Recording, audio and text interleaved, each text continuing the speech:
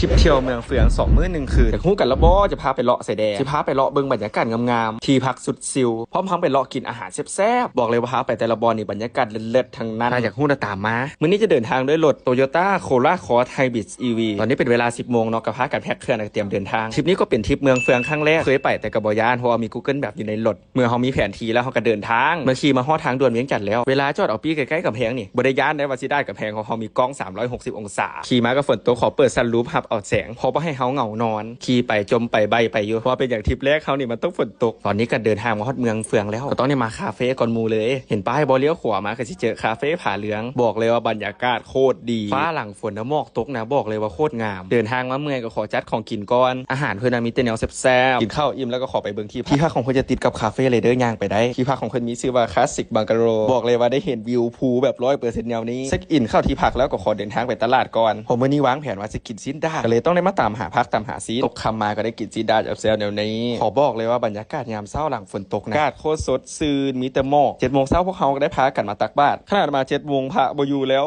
ได้อดใส่บาตรซ้ำแต่บ่เป็นอย่างยังมีแม่ป้าใจดีพายเรือมาขายข้าวเหนียวหมูปิ้งให้เฮาก็บ่ปฏิเสธหลังจากกินหมูปิ้งเยียวยาหัวใจมาแล้วกินเสร็จนี้มันบ่อิ่มดอกต้องมาจัดเฝอถือว่าปลอบใจตัวเองคือว่าตื่นเช้ามาแต่บ่ได้ใส่บาตรแต่ก็บ่เป็นอย่างถือว่าได้เบิ่งวิวงามๆยามเช้าเป็นวัยรุ่นอยากเดินทางสบายคือเฮาต้องใช้รถ Toyota Corolla Cross Hybrid EV